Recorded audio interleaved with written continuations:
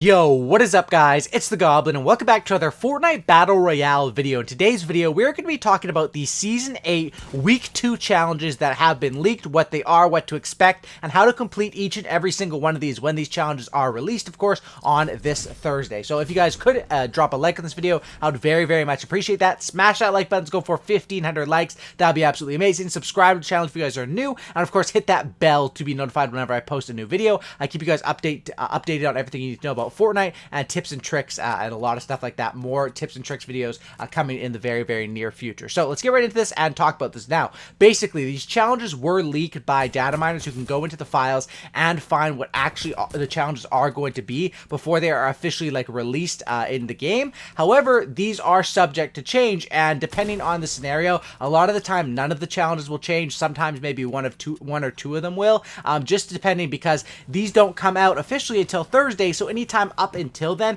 Epic Games can do some changes. They've done last minute changes as late as like a couple hours before one time, but that doesn't happen very often. So just when these challenges do come out, if one or two of them are different, that is probably why. But I'm going to talk to you guys about them, and honestly, this week's challenges are fairly easy, I would say, and it usually starts out like this for the first couple of weeks. I've noticed this trend within the last couple seasons as well too. Like, Fortnite is so damn popular now, they want challenges that get people involved like the first couple of weeks, so people are, once you've already completed the first 5 weeks, you're probably going to stick with it and go for the prisoner skin or the blockbuster skin or whatever it is of each season, so I think maybe that's the thinking behind it. But the challenges are pretty decent this week, and seems like something that challenges that aren't too hard to complete and are pretty fun, I would say, overall. So let's get into it and talk about it. The first challenge we have here, of course, these are leaked and could change. The first one is to deal damage to descending supply drops. Now, this one is pretty awesome because of the new feature in the game in Season 8, where supply drops, of course, show up on the mini-map, which is absolutely a crazy, feature. I don't think it's...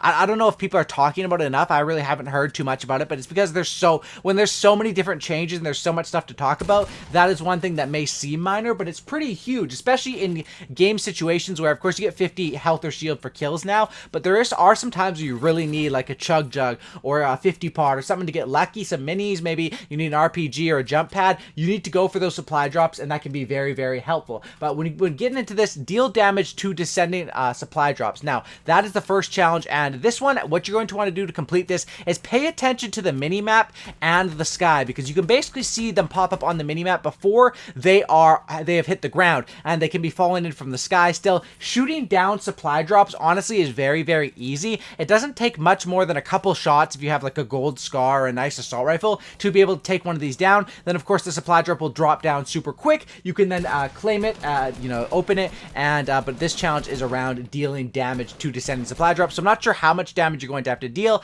I would assume probably not that much, probably enough to break maybe one or a couple of them. Probably a couple, actually, because one would be maybe a bit too easy. But that's what we have with that first challenge. We don't know the exact amount until these challenges are released, but that is the first one. The next challenge, what we have right here, is to deal damage to opponents again, but this time with a pirate cannon. Now, of course, these are new, added in with Season 8, so what I recommend to do to complete this challenge the fastest is, it's probably going to be super duper hectic, especially when this challenge first releases, right around Lazy Lagoon. Everyone is probably going to be just running around with pickaxes out, trying to grab the cannon and shoot each other with it. So probably if you do this once the challenges come out, it will be a little bit easier. If everyone is messing around to get those kills, well, not really kills, you just have to deal damage. Once again, we don't know the exact damage amount, but this is a challenge that seems like it could be a little bit tedious. Like I said, most of these are easy this week, but this one is probably the toughest out of all of them. Next challenge we have is Eliminations at Salty Springs or Haunted Hills. A classic challenge that we've seen many times before, where you have to get eliminations at a certain named location, and then a lot of the times, starting a couple seasons ago,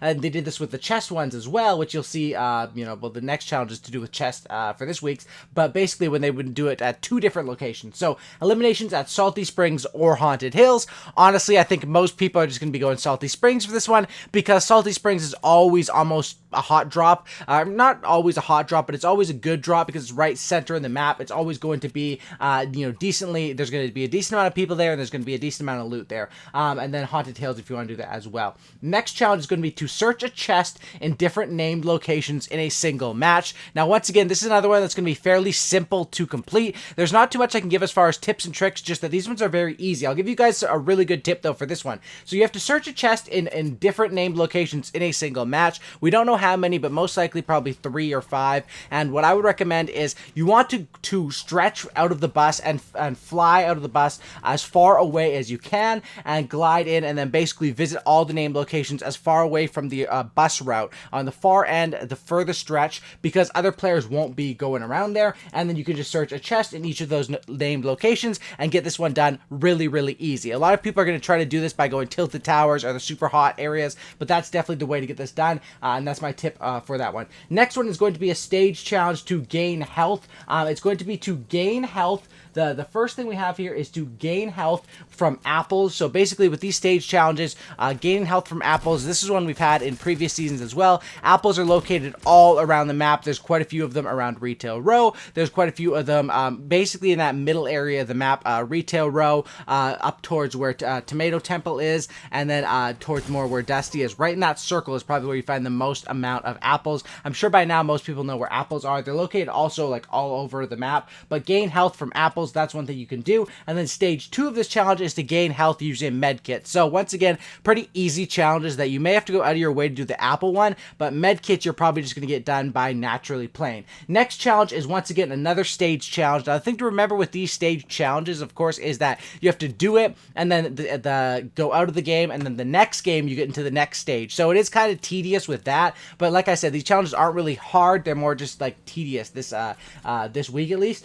So this one is very staged. It's 5 stages, and it's all to do with land in separate places. Land at the block, land at Dusty Divot, land at Polar Peak, land at Snobby Shores, land at Paradise Palms. Now, a little bit of a pro tip for this challenge, at least in past seasons, what you could do is you could actually use like a glider redeploy or like a jump pad and land from that in one of those locations. So like just build up glider redeploy in, and it would count. I'm not sure if that will work, of course, this season because it's been a while since then, but that did definitely work in past seasons. So if that still works, that was an easy way to get them completed. But of course, you're going to have to, the block, Dusty Divot, Polar Peak, Snobby Shores, and Paradise Palms. Just a cool challenge to get people to visit other locations that you might not normally visit, because everyone gets in that comfort zone of going to the same couple locations. I know I definitely do myself, and mine are probably like Tilted Towers, Fatal Field, and Retail Row. I'd probably say those are like my top 3 drop spots, and then I'll go Pleasant sometimes depending on the bus route as well, but I'm down to go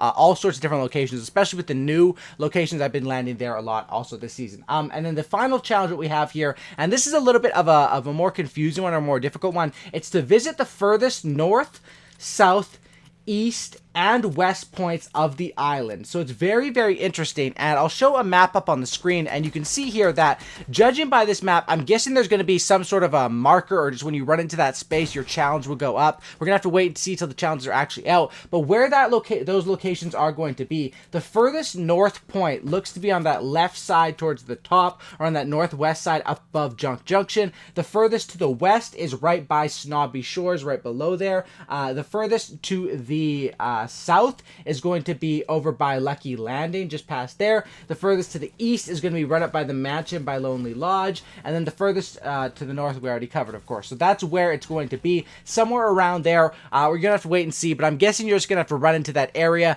and probably around some sort of thing, and it'll pop up and get it done. Usually the areas are very generous, and you don't have to be, especially with like the one we had to visit the face with the week 1 challenge with season 8. It was pretty generous. You didn't have to be standing directly on the face to get that challenge done. But there you guys go. That's my season 8 week 2 how to basically complete these challenges. And once again, these were leaked a bit early, but I think these won't be the most difficult challenges to complete, and as the weeks go on, it'll probably get harder and harder. Speaking of gameplay though, here's a nice little 9 kill win, where here you can see this guy gets some good damage in on me because the zone is around this volcano, and I'm someone that I love these new locations, but like Polar Peak and like this volcano as well, it doesn't work too well for the end zones. It's really just not fair. But I guess you could use it to your advantage if you do get the high ground early. But obviously this game I wasn't able to, but I'm able to build up and get a fight with this player. I hit him for like 100, I think, right there, and I'm basically out of mats and in trouble at this point. I duck down, of course, pop the mini. Luckily, I'm like, even though I didn't have any mats, I knew these builds were mine, so I'm able to once again do the same strategy with campfires. For some reason, I had a ridiculous amount of campfires this game. I guess just because I had a decent amount of kills, I was picking them up. And then eventually I'm able to move on and make kind of like honestly a really clutch play here because, you know, my lack of mats, and I'm able to move on as this guy is glad. And I knew I had to hit my shots here to basically win the game, and that's what I was able to do. The glider redeploy or launch padding is nice, but if the other player can hit their shots, they can definitely get the win off that. Anyway, thanks for watching, guys. Drop a like, subscribe. I'll see you in the next one, and I'm out. Peace.